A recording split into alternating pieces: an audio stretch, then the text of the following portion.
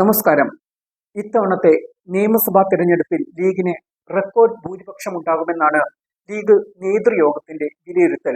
ഏറ്റവും ചുരുങ്ങിയത് 22 സീറ്റുകൾ ലഭിക്കുമെന്നാണ് ലീഗ് പ്രതീക്ഷ. കഴിഞ്ഞ തവണ നിയമസഭാ തെരഞ്ഞെടുപ്പിൽ ലീഗിന് ലഭിച്ചത് 15 സീറ്റുകളാണ്. ഇക്കുറി 22 സീറ്റുകൾ ലഭിച്ചാൽ ലീഗ് മുഖ്യമന്ത്രി സ്ഥാനത്തിന് അവകാശവാദം ഉന്നയിച്ചേക്കുമെന്നാണ് ഒരു വിഭാഗം കോൺഗ്രസ് നേതാക്കൾ കണക്കുകൂട്ടുന്നത്.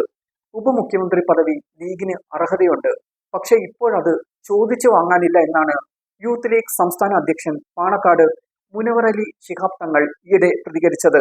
അർഹതയുണ്ടെന്ന കാര്യം വ്യക്തമാണെങ്കിലും ഇപ്പോൾ അത് ആവശ്യപ്പെടുന്നില്ലെന്നും ഭാവിയിൽ ചർച്ചകൾ വരുമ്പോൾ അക്കാര്യത്തിൽ തീരുമാനമെടുക്കുമെന്നുമാണ് തങ്ങൾ പറഞ്ഞത്.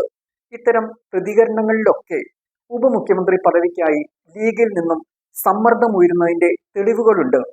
ലീഗിൽ ഈ കാര്യത്തിൽ ചർച്ചകൾ നടക്കുന്നുണ്ട് എന്നതിന് കുഞ്ഞാലിക്കുട്ടിയുടെ പ്രതികരണവും തെളിവാവുന്നു. UDF അധികാരത്തിലെത്തിയാൽ ഉപമുഖ്യമന്ത്രി പദവി അങ്ങോട്ട് ആവശ്യപ്പെടില്ല, ലീഗ് മുന്നണിയെ പ്രതിസന്ധിയിലാക്കില്ല എന്നാണ് കുഞ്ഞാലിക്കുട്ടി പറഞ്ഞത്.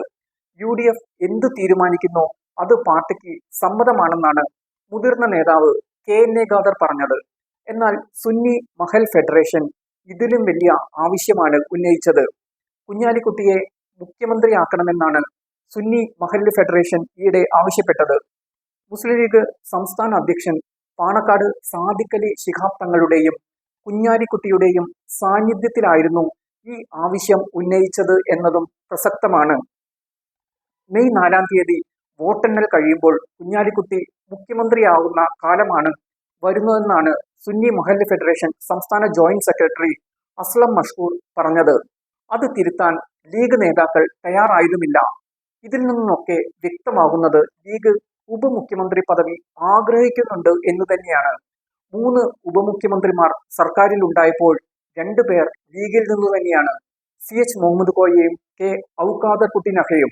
മറ്റൊരു ഉപമുഖ്യമന്ത്രി പദവി വഹിച്ചത് കോൺഗ്രസിലെ R ശങ്കറാണ്. ഇത് പക്ഷേ കോൺഗ്രസ് പാർട്ടിയിൽ നിന്ന് തന്നെയാണ് വന്നത്. ലീഗ് ഉപമുഖ്യമന്ത്രി പദവി ഉന്നയിച്ചാൽ എന്ത് നിലപാടെടുക്കണം എന്ന കാര്യത്തിൽ കോൺഗ്രസ് ഇതേവരെ തീരുമാനമൊന്നും എടുത്തിട്ടില്ല. അത്തരം ഒരാവശ്യം ലീഗ് ഉന്നയിച്ചാൽ UDF കടുത്ത പ്രതിസന്ധിയെ നേരിടേണ്ടി വരും.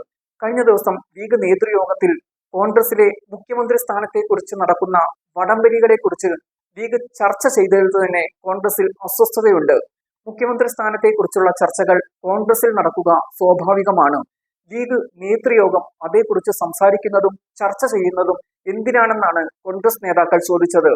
ഇക്കുറി UDF അധികാരത്തിൽ വന്നാൽ ലീഗ് വൻ സമ്മർദ്ദ ശക്തിയായി മാറുമോ എന്ന കാര്യത്തിൽ കോൺഗ്രസിൽ ആശങ്കകളുണ്ട്. UDFിലെ പ്രമുഖ കക്ഷി ലീഗാണ്. കോൺഗ്രസും ലീഗും ഒഴിച്ചു നിർത്തിയാൽ ശക്തമായ പാർട്ടികൾ നിലവിൽ UDFിലില്ല. കേരള കോൺഗ്രസ് എമ്മും RJDയും ഒക്കെ മുന്നണി വിട്ടതോടെ UDF പൊതുവിൽ ദുർബലമാണ്. പക്ഷേ കടുത്ത ഭരണവിരുദ്ധ വികാരമാണ് ഇക്കുറി UDFിനെ തുണച്ചത്. പക്ഷേ ഫലം വരുന്നതിന് മുൻപ് തന്നെ മുഖ്യമന്ത്രി സ്ഥാനത്തെക്കുറിച്ച് കോൺഗ്രസിൽ അടി തുടങ്ങിയിരുന്നു. മുഖ്യമന്ത്രി സ്ഥാനത്തെക്കുറിച്ച് കോൺഗ്രസിൽ ധാരണയായാൽ ഉപമുഖ്യമന്ത്രി പദവി അവകാശവാദവുമായി ലീഗ് കൂടി എത്തിയാൽ പ്രതിസന്ധിയിൽ നിന്നും പ്രതിസന്ധിയിലേക്കാകും UDF നീങ്ങുക.